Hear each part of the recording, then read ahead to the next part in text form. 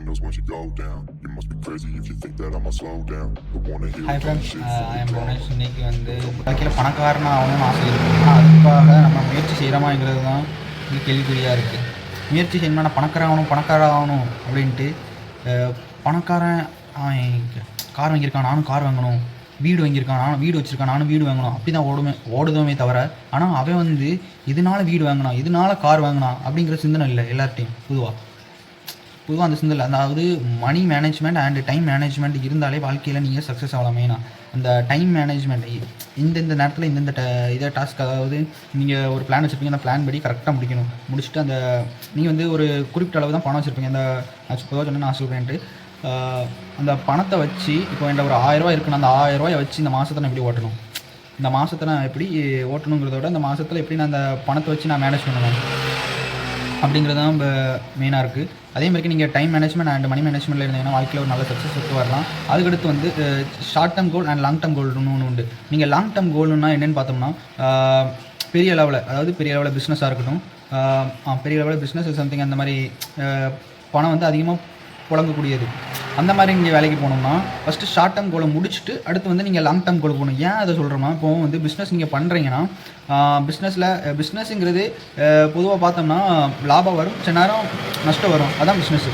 நீங்கள் இப்போ அதையே நம்பி இருந்தீங்கன்னா, பிஸ்னஸ் எல்லோரும் பண்ணணும், நான் பண்ணக்கூடாதுன்னு சொல்லலை, ஆனால் பிஸ்னஸையும் நீங்கள் நம்பி இருந்தீங்கன்னா ஒரு நாள் நஷ்டம் வரும், ஒரு நாள் லாபம் வரும். அதை வந்து உங்களுக்கு மேனேஜ் பண்ண தெரியாது.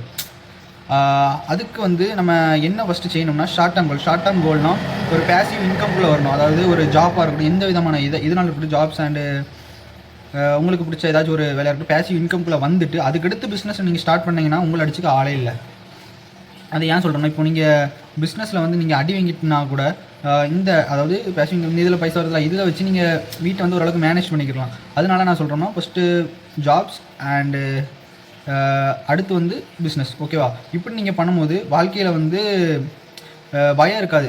அதாவது பணம் இல்லை, பொதுவாக சொல்கிறேன், கடன் மட்டும் யார்கிட்டையும் வாங்கிடாதீங்க, ரொம்ப கஷ்டப்படுவீங்க. கடன் அன்பை முறிக்கும். அதாவது ஃப்ரெண்டுகிட்ட இருந்து நான் பைசா வாங்குறேன், ஒரு 3000 4000 வாங்குறேன் அப்படின்ட்டு மட்டும் யார்கிட்டையும் வாங்கிடாதீங்க. ஏன் சொல்கிறோம்னா, கடன் வந்து ஒரு நாள் அதாவது நல்லா பேசிக்கிட்டு இருப்பாங்க, திருப்பிட்டு பைசா கொடுக்கலன்னொன்னே ஒரு மாதிரிக்கா பேசுவாங்க. ஏன்னா நானே அதாவது இப்போ நம்ம பணம் வந்து அவங்க கேட்காங்க, நம்மகிட்ட இருக்குது, இல்லாட்டி நம்ம கொடுக்க முடியாது, இருந்துச்சுன்னா நம்ம கொடுக்க தான் செய்வோம்.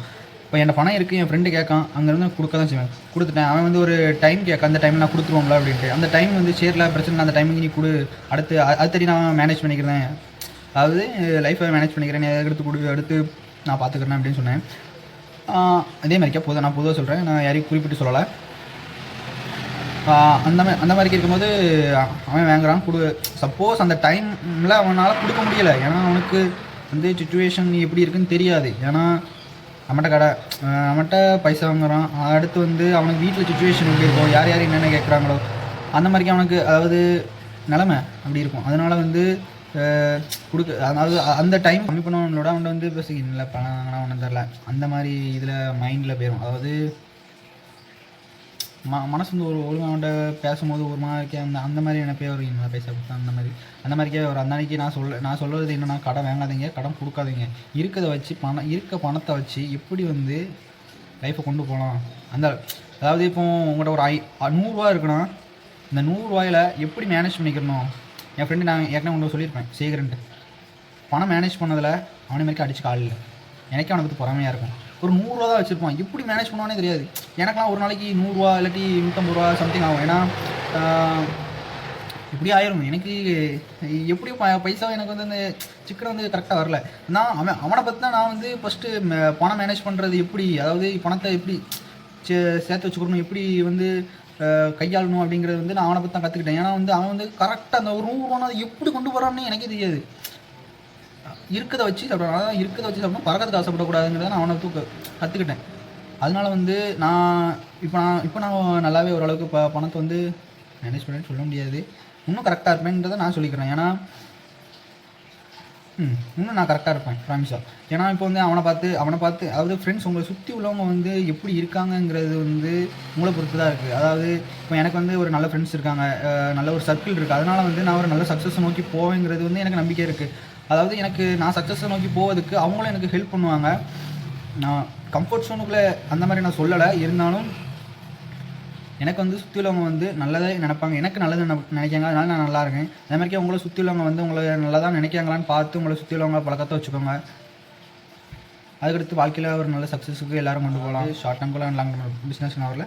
ஒரு ஷார்ட் டேர்ம் கோல் படிக்கிறதா இருந்தாலும் கூட, அடுத்து மேல்படி ஹையர் ஸ்டடீஸாக இருந்தால் கூட ஒரு ஷார்ட் டேர்ம் கோல் வேணும். அதாவது ஒரு இன்கம்ல வந்துட்டு அடுத்து அப்படி படிக்கும் போது, இல்லாட்டி நீங்கள் படிச்சுட்டு இல்லை நான் ஃபுல்லாக எக்ஸாம்லேயே படிக்கவே போகிறேன் அப்படின்னா படிங்க, ஃபுல்லாக ஃபோக்கஸ் அப்படிங்க. ஒரு நாளைக்கு 8 மணி நேரம் படிங்க. 8 மணி நேரம் படித்து அடுத்து வந்து நீங்கள் வந்து ஃபுல்லாக கொண்டு போகலாம். 8 மணி நேரம் படிங்க வாழ்க்கையில். அதாவது இப்போ நீங்கள் ஒரு வாட்டி எக்ஸாம் எழுதுறீங்க, கிடைக்கலன்னொடனே இன்னும் இவ்வளோ நாள் படித்தேன் கிடைக்கல அப்படி மனசு தளர விட்றாங்க. ஏன்னா உங்களுக்கு வந்து அந்த படிக்கிற இது வந்து பத்தலை, படிக்கிற அந்த டைம் வந்து பத்தலை. அதாவது இப்போ நீங்கள் 2 மணி நேரம் படிச்சிங்கன்னா ஃபெயில் ஆகிட்டீங்க. அடுத்து ஒரு 3-4 மணி நேரம் படிங்க, பாஸ் ஆகிடுவீங்க. அதுலேயும் கிடைக்கல, இன்னும் உங்களுக்கு டைம் பத்தலை. ஒரு 8 மணி நேரம் படிங்க. 8 மணி நேரம் படிங்க. வாழ்க்கையில் எவ்வளோ தூரம் கஷ்டப்பட்டு படிக்கிங்களோ அவ்வளோ தூரம் ஒரு நல்ல பேசிவ் இன்கம் போகலாம். அதுக்கடுத்து நீங்கள் வந்து அதுக்கடுத்து வந்து நீங்கள் பிஸ்னஸ் அந்த மாதிரி இதுக்குள்ளே கொண்டு போகலாம். இப்போ எனக்கு ஒரு கிளியர்னஸ் கிடச்சிது. எப்படின்னா ஷார்ட் டேர்ம் லாங் டேர்ம் சொல்லியிருப்பேன். அதாவது ஃபர்ஸ்ட்டு வந்து நம்ம பிஸ்னஸ் ஸ்டார்ட் பண்ணதுக்கு முன்னாடி நம்ம வந்து ஒரு நல்ல ஜாப்ஸ் நம்ம ட்ரை பண்ணி நம்ம உள்ளே ஏறிடுவோம். ஏன்னா ஒரு 30,000-40,000 சம்பளத்துக்குள்ளே உள்ளே ஏறிட்டோம்னா அடுத்து வந்து நம்ம வந்து நம்ம ஃபேமிலி கரெக்டாக ஒரு நல்ல இதுக்கு அப்படி கொண்டு போயிடலாம். இல்லாட்டி வந்து நம்மளுக்கு கொஞ்சம் கஷ்டமாக இருக்கும். ஏன்னா பிஸ்னஸ் அப்படின்றதுனா கொஞ்சம் பிஸ்னஸ் பணம் சம்பாதிக்கலாம் அப்படின்னு நான் சொல்லலை. பிஸ்னஸ்னால் பணம் வந்து நல்லாவே சம்பாதிக்கலாம். ஆனால் அதுக்கு வந்து உனக்கு வந்து பணம் மேனேஜ்மெண்ட் அண்ட் டைம் மேனேஜ்மெண்ட் சரினா அதுக்கடுத்து பிஸ்னஸில் உள்ள பணத்தை வீட்டுக்கு எடுத்துக்க முடியாது. ஏன்னா ஒரு வருஷம் பிஸ்னஸ் உள்ள பணம் பிஸ்னஸ்லேயே தான் கிடக்கணும். அது தட்டியும் நீ உன் ஃபேமிலியை மேனேஜ், அதாவது கரெக்டான ஒரு நிலைமைக்கு கொண்டு போகணும்னா நீ ஃபஸ்ட்டு ஒரு நல்ல ஒரு வேலைக்கு போகணும். வேலைக்கு போயிட்டு அந்த இதிலேருந்து நீ பிஸ்னஸ் பண்ணணும். பிஸ்னஸ் பண்ணிவிட்டு அப்படி நீ வாழ்க்கையை நீ நல்லா கொண்டு போய் நல்ல ஒரு அச்சீவ்மெண்ட்டுக்குள்ளே ஏறலாம். மற்றுக்கா அதுக்கடுத்து பிஸ்னஸ்ன்னு சொல்லியிருந்தேன். பிஸ்னஸ் வந்து நீங்கள் பிஸ்னஸ் பண்ணதுக்கு பணம் வேணும் அப்படின்னு நான் சொல்ல வரல. ஏன்னா பிஸ்னஸ் பண்ணதுக்கு பணம் வேணும்னு அவசியம் இல்லை. ஐடியா இருந்தால் போதும். இன்வெஸ்ட் பண்ணதுக்கு நிறைய பேர் இருக்காங்க. பணத்தை வச்சுக்கிட்டு நிறைய பேர் ஐடியா இல்லாமல் என்ன செய்யணும் என்ன செய்யலாம் அப்படிங்கிற மாதிரி இன்வெஸ்டர் நிறைய பேர் இருக்காங்க. அதாவது உங்கள் ஐடியா மட்டும் கரெக்டாக ஒரு நல்ல ஐடியாவாக இருந்துச்சுன்னா இன்வெஸ்ட் பண்ண நிறைய பேர் இருக்காங்க. பிஸ்னஸ் பண்ண பணம் தேவையில்ல, ஐடியா மட்டும் இருந்தால் போதும். நன்றி, பார்ப்போம், மீண்டும் சந்திப்போம். இந்த வீடியோ உங்களுக்கு பிடிச்சிருந்துச்சுன்னா லைக் பண்ணுங்கள், ஷேர் பண்ணுங்கள், சப்ஸ்கிரைப் பண்ணுங்கள், தொடர்ந்து ஃபாலோ பண்ணுங்கள். தேங்க்யூ.